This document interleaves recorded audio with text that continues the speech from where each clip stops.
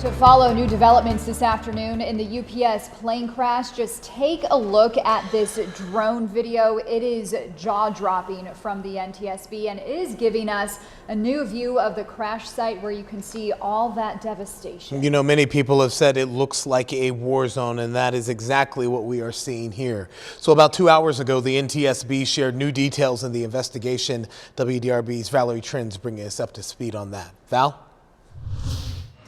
Here at the airport, UPS planes and others are getting ready to take off. For the recovered black box, we are getting more information on that. It's giving investigators more clues as to what happened in the final moments before that deadly crash. The NTSB press briefing, we've learned that the cockpit voice recorder had 2 hours and 4 minutes of good audio recordings that investigators are looking at. NTSB says after reviewing that audio, the crew completed their standard checklists and briefings in preparation for the flight. The NTSB says there was also a repeating bell heard 37 seconds after the crew called for takeoff. The question was, how much time did they have to react? Well, again, the recording lasted until 25 seconds after the initial persistent bells. That was the end of the recording. We believe that right now that the end of the recording was the final point of impact.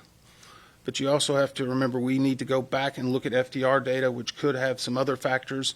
There's over 400 data sets in the flight data recorder, which will tell us additional information. It said that there was a persistent bell. We need to take that FDR data as well to be able to, because there can be numerous different types of alarms and what they may mean. Obviously, we have a working theory right now, and we're trying to validate that against the FDR.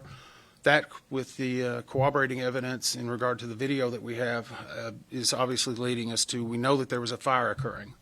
But the call out and the alarm could also be a mixture of several different things. So I don't want to speculate too far.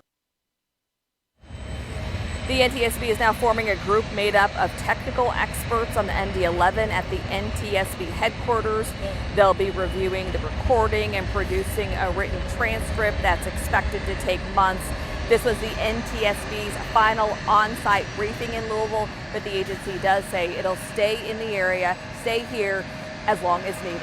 Live at the airport, Valerie Chen, WDRB News.